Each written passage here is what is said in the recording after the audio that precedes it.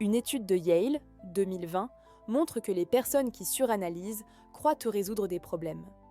Mais ce qu'elles font, en réalité, c'est revivre le problème, pas le régler. On pense au lieu de ressentir. On pense au lieu d'agir. Et c'est là que l'on s'enferme.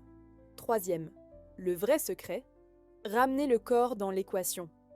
Ce que peu de gens savent, c'est que le corps peut casser le cycle de surréflexion. Pourquoi ? Parce que la pensée ne peut pas exister sans signal physique. Marcher, chanter, respirer profondément, ou même tapoter doucement ton bras. Technique issue de l'EFT, Emotional Freedom Technique. Ça court-circuite la boucle mentale. Tu reviens dans ton présent, dans ton espace, dans ta sécurité intérieure. Quatrième, un conseil contre-intuitif. Pense à voix haute. Des études ont montré que parler à voix haute peut clarifier la pensée. Quand tu gares tout dans ta tête, ça devient un brouillard. Mais dès que tu formules, tu t'écoutes. Et c'est ça. Prends ton téléphone, appuie sur Enregistrement audio. Raconte ce que tu ressens, ce qui t'obsède, tu verras. Souvent, rien que de l'entendre, ça perd déjà de son poids. Cinquième, l'un des outils les plus puissants. Le temps de penser. Donne-toi un rendez-vous avec ton cerveau. 15 minutes, pas plus. Une feuille, un crayon.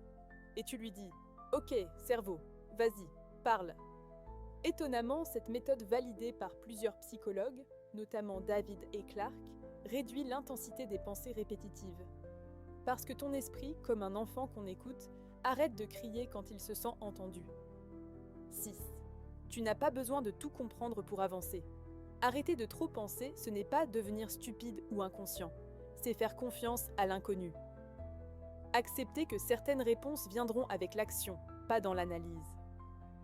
Conclusion, tu ne peux pas éteindre ton cerveau, mais tu peux apprendre à l'écouter autrement, moins comme un tyran, plus comme un compagnon.